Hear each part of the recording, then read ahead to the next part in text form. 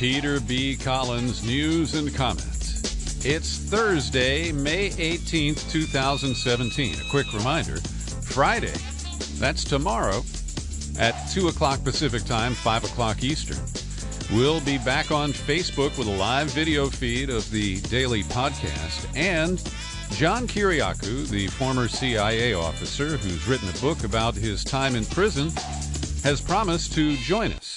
He did so a couple of weeks ago, and things got complicated, but he's going to be in a secure location, he tells me, and is committed to being with us tomorrow.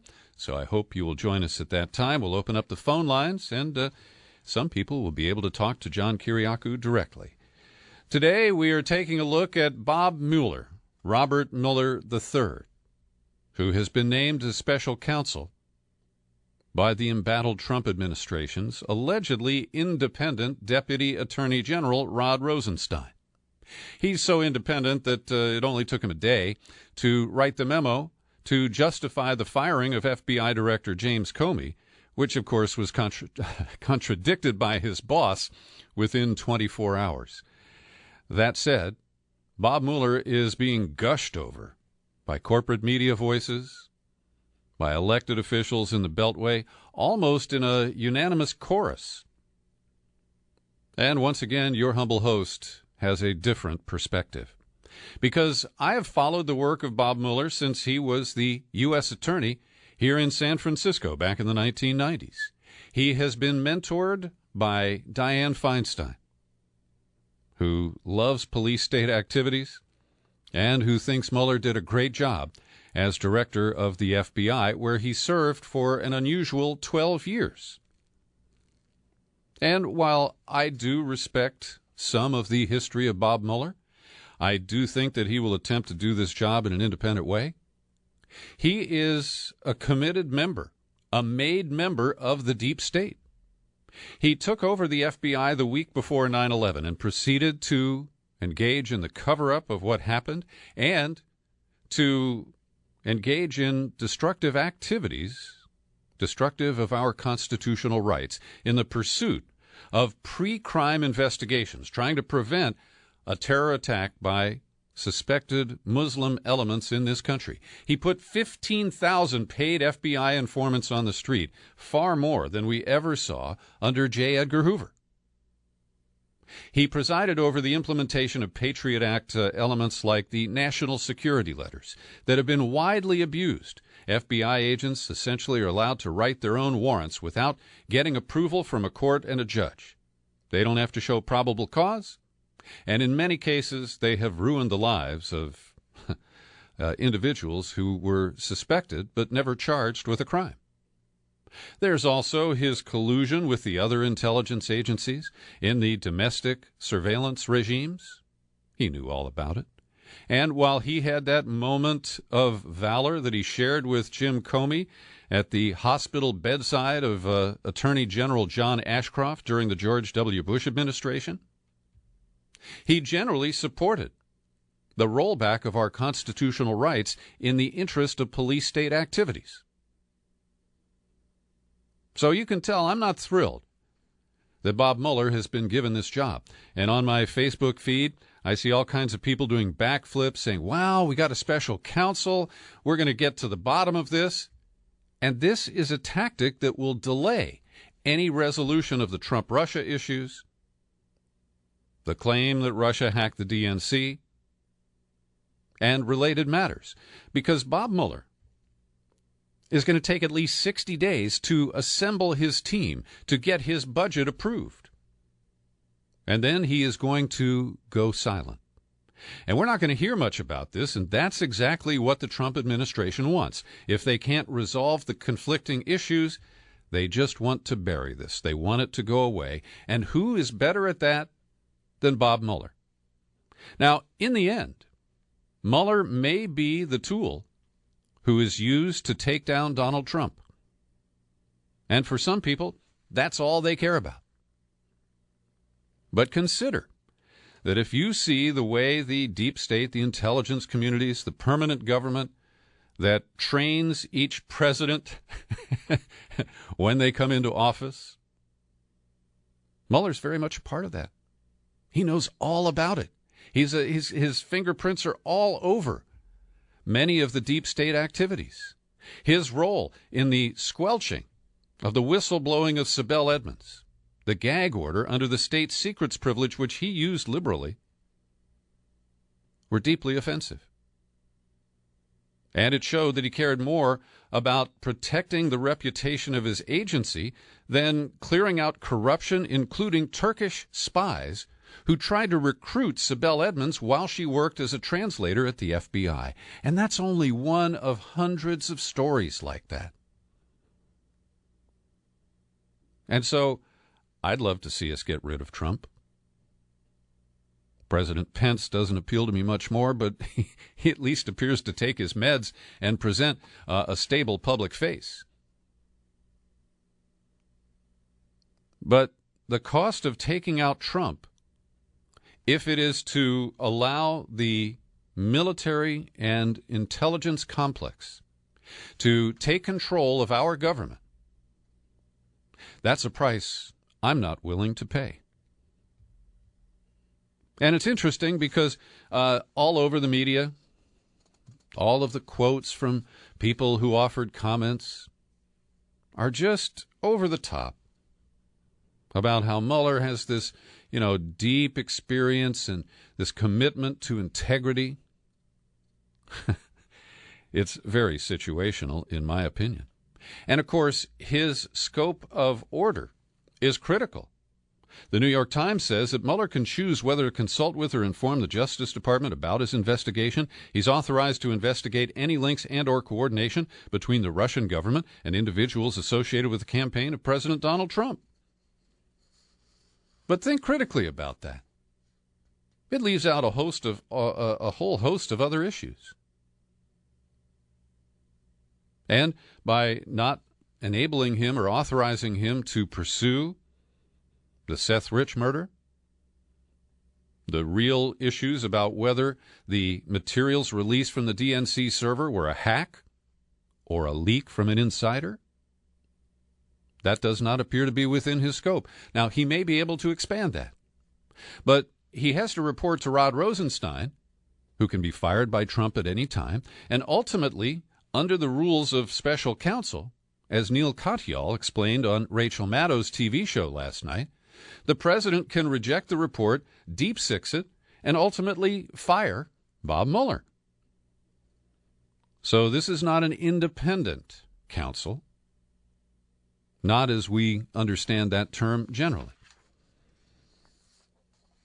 Now, I want to commend Trevor Aronson, who's guested on this program several times just in recent months. He has been a sharp critic of the very programs I talked about. The 15,000 paid informants who have framed up an estimated 500 or more cases. There are nearly 800 domestic terrorism cases now since 9/11. And Trevor Aronson said you can count on two hands the numbers of those cases that is really legitimate and above any suspicion or compromise because of the use of paid informants and provocateurs. So I'm linking to Trevor Aronson's piece today at The Intercept. And he notes that Mueller headed the investigation into 9/11, and he covered up a great deal before the official whitewash of the 9/11 Commission was applied. He also was able to steer that commission away from sensitive areas like the Saudis, where the President 45 is going to kiss royal hands on his upcoming trip departing tomorrow.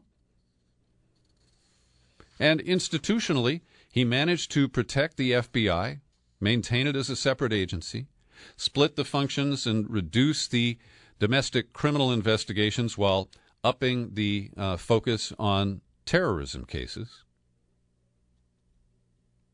And I mentioned the number of paid informants, and Trevor Aronson notes that the 15,000 number is at least 10 times more than what J. Edgar Hoover had during the COINTELPRO program.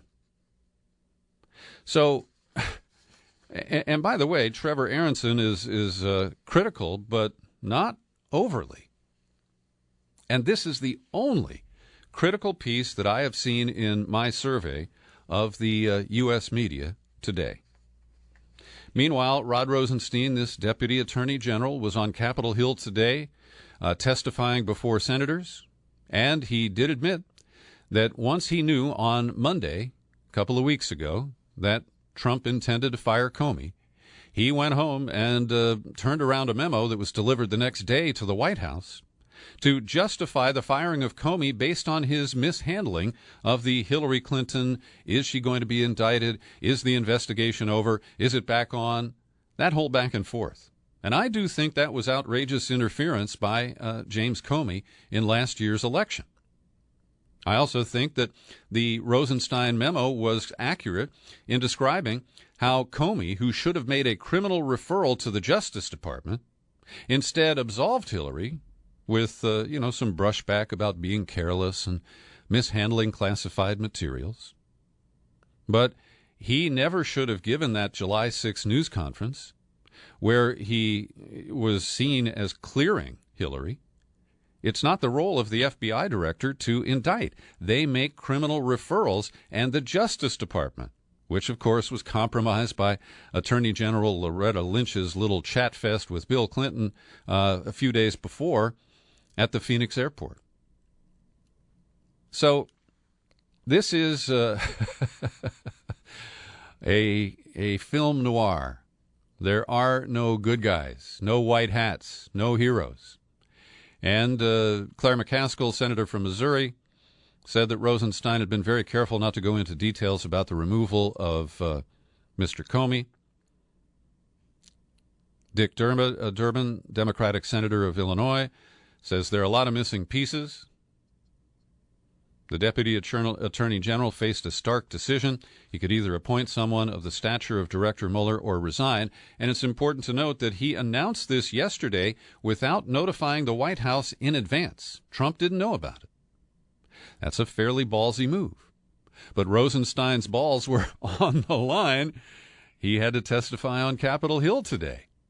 And if he'd gone up there just having to defend his memo that was repudiated by Trump himself, well, he might have walked away and submitted his resignation.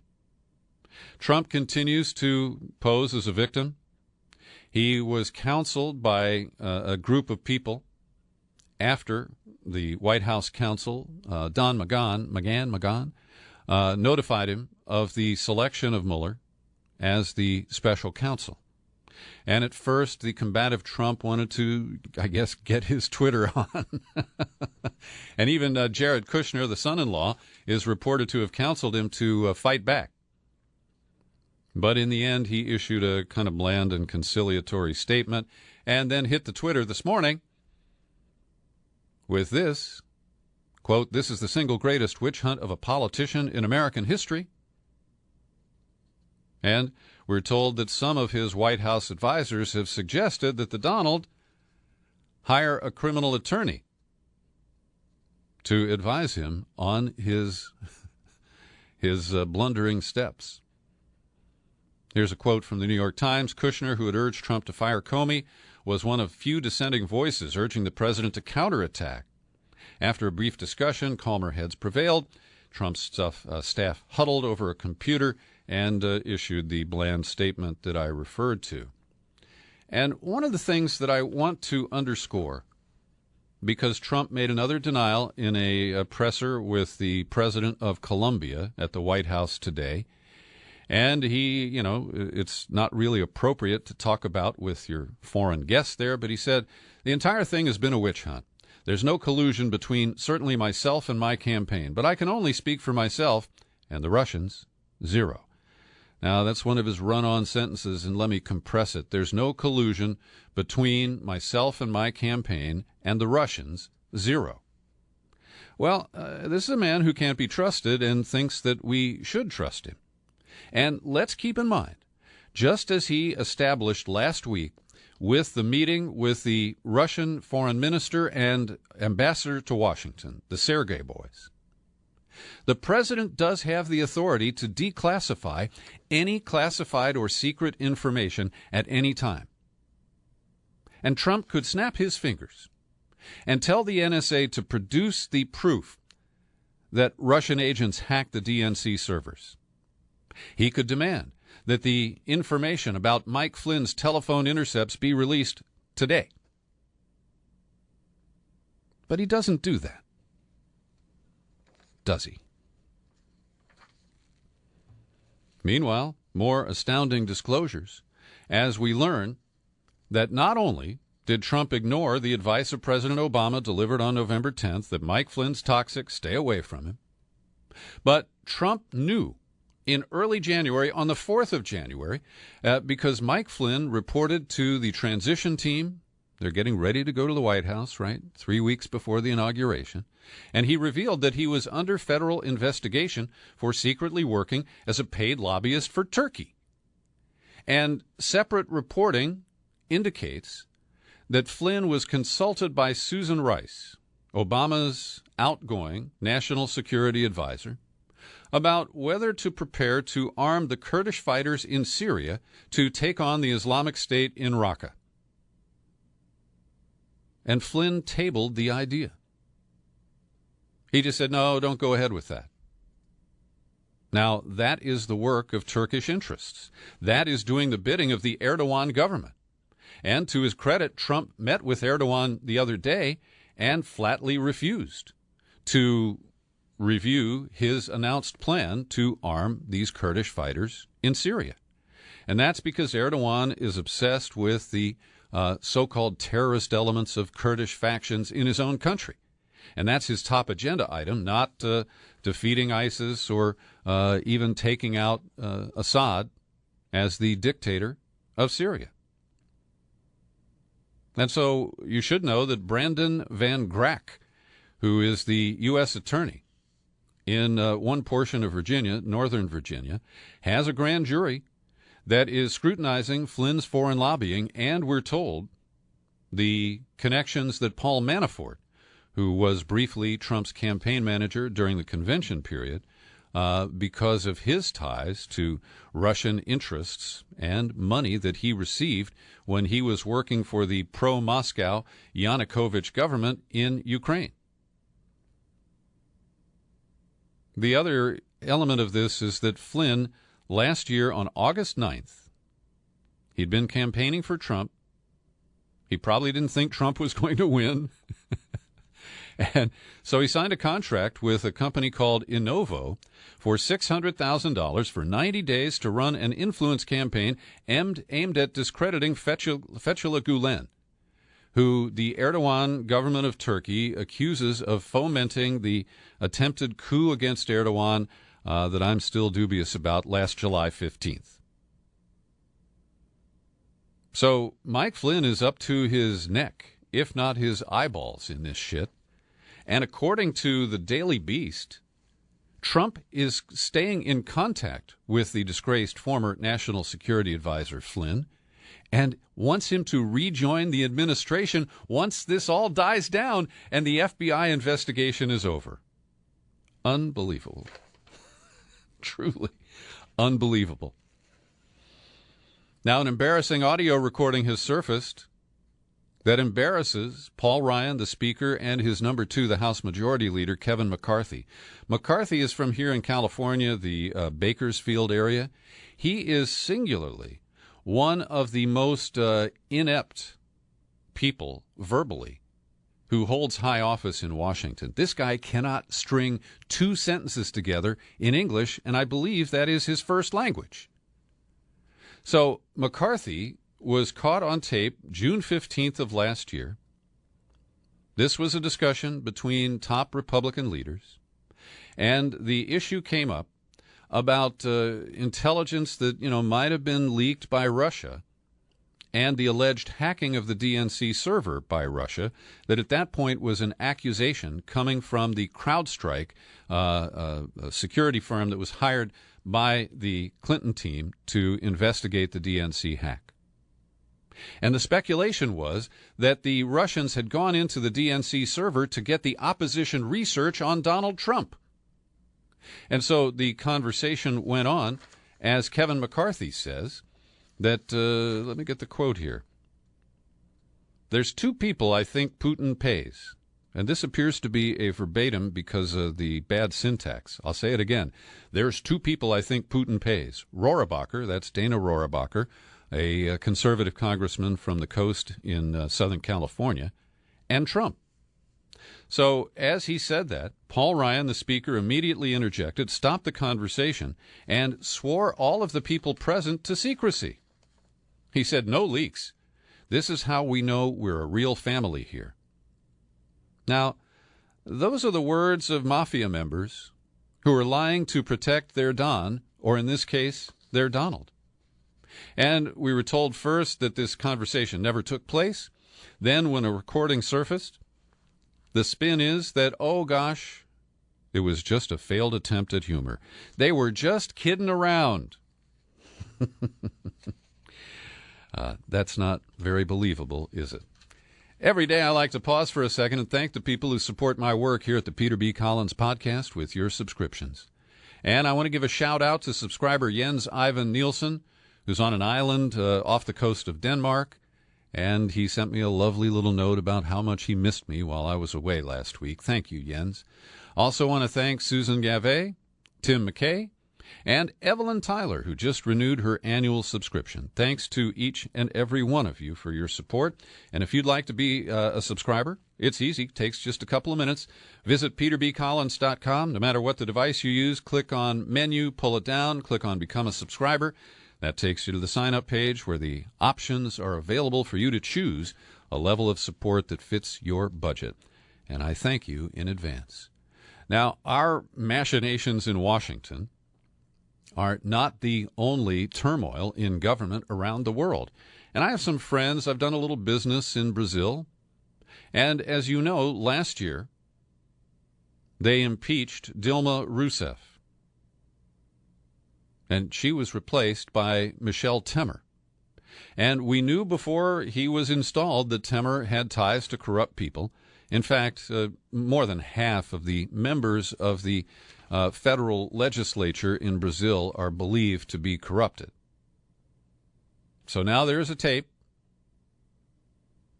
and we're hearing defiant comments from Michel Temer. I will not resign. I repeat, I will not resign. I know what I did. Well, he was secretly taped discussing hush money payments to former House Speaker Eduardo Cunha, who was jailed for his role in the massive Petrobras car wash corruption scandal. And so it's just one thing after another. And the beat goes on, samba style. Here in the United States, the FCC, the Federal Communications Commission, has taken the first steps to repeal net neutrality. This is a very serious issue. And it's interesting to see how the companies that will benefit from the scuttling of net neutrality are responding. Comcast, which is the monopolist that I use at home and here at the secret studio for my internet connections, they're running ads on my Facebook feed saying, "Don't worry, we will never throttle the internet. You have our word." And I don't know about your experience with your cable company, but every once in a while the bill starts to creep up and creep up and creep up, and it gets up over $200 a month. And Kathy or I will call Comcast and say, "Look, we're going to cut the cord unless you cut our bill." And they say, "Oh, okay, well, let's look at what we can do here." And then they apply a bunch of discounts, which evaporate over time, and the bill starts creeping back up to 200 or 200 plus. And so if that is the basis for my trust in Comcast over net neutrality, you can imagine my trust is minimal. So Ajit Pai, who was a member of the commission and moved up to chairman when Trump took over, led a 2-to-1 vote to start the formal process of dismantling net neutrality rules put in place under the Obama administration in 2015. And this ultimately will lead to a multi-tiered internet where the operators who can afford to pay a Comcast will get in the fast lane. And initially, it's probably going to seem like it's pro-consumer. Because if you're screening films on Netflix or Amazon, and things get bottled up because of the way you share cable in your neighborhood or things like that, you'll say, wow, I want my movies to stream smoothly, and if it takes a deal where Netflix and Amazon pay more to Comcast to deliver it to me, why do I care? Well, you should care because, number one, those costs will be passed along to you by your cable provider, and number two, you don't know what will happen to the little fish, like me, for example. And in the future, without net neutrality, you might find that streaming the Peter B. Collins podcast or getting it to download in a reasonable period of time will become frustrating. And this could lead to the marginalization of many players on the World Wide Webs. Here's a comment from Gigi Sohn, now at Georgetown Law, a former counselor to the former FCC chair Tom Mueller. Net neutrality rules ensure that consumers can control what they say and do online, but Chairman Pai prefers to give that control instead to Comcast, AT&T, Charter, and Verizon. This is an outcome that no American wants, regardless of party or ideology. Now, I have to say I have mixed feelings about this. The Trump administration formally notified Congress today of its intention to renegotiate NAFTA, the North American Free Trade Agreement. Now, I've been opposed to NAFTA since it was championed by Bill Clinton and many Democrats back in 1992. And I still have many reservations about the way it attempts to promote employment south of our border in ways that will stabilize those economies and also kind of level the imbalance of trade between the U.S. and our neighbors to the south. NAFTA also does include Canada. I don't want to leave them out. But to me, the job loss for Americans has occurred by shifting to lower-paid manufacturing in Mexico, which only lasted a little while before the greedy corporate bastards decided, well, look, if we can save X in Mexico by manufacturing cars or clothes or electronic components there, why don't we save X squared by going to Asia, China, Malaysia, Philippines, Vietnam, Myanmar? And so NAFTA was really just one stage in this race to the bottom that hammers labor more than any other group. And as Trump pledges to rewrite NAFTA, do you imagine that he will honor the interests of working Americans, the idiots who put him into the White House? Or will he likely be much more pro-business and hope for trickle-down effects rather than representing the interests of working people, whether they belong to a union or not? And that's where I have my doubts. Earlier this week, the Supreme Court declined to reconsider an appeals court decision that struck down North Carolina's restrictive, what I call repressive and suppressive voting laws. This, of course, included the scrubbing of people, the closure of polling places, limitations on early voting, and most perniciously, the imposition of a photo ID requirement for people to vote. The judge who wrote the appeals decision striking down the law said that it was written with precision, targeting Democratic voters and hoping to disenfranchise them. So the Supreme Court did the right thing in allowing this lower court decision to stand. But by not taking the case and upholding the lower court ruling, no precedent was set. And so the challenges to the suppression laws in Wisconsin and elsewhere will move through the courts and may ultimately, one of them may be selected by the court to offer its support for these repressive measures. After all, the voter suppression law that Mike Pence signed when he was governor of Indiana is the model that was upheld is the right way to put it, by SCOTUS and really set the ball rolling in collusion with the repeal of the active elements of the Voting Rights Act of 1965. So in rejecting this case, Chief Justice John Roberts issued a statement, and this is highly unusual. They rarely explain why they reject a case. They just say, no thank you, and never mind.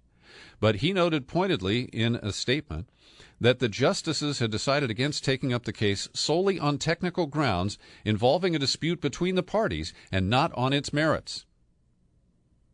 And he had issued a similar statement in a decision in January rejecting a request from Texas to review a ruling against its voter ID law. So he is clearly looking for the right case to offer the court's embrace of restrictive voter suppression laws that are exclusively promoted and passed by Republicans at the state level.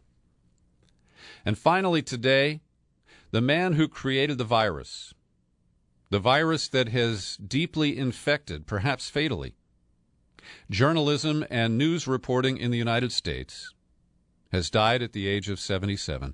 I'm referring to Roger Ailes, the man who produced a daytime talk show back in the 70s, the Griffin. The Mike Douglas show. I was confusing Merv Griffin and Mike Douglas.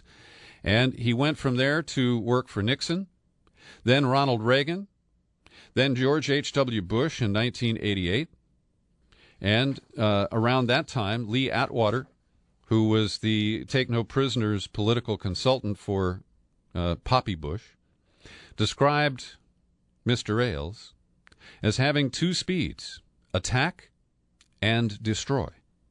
And that's exactly what Roger Ailes did at the Fox News Channel.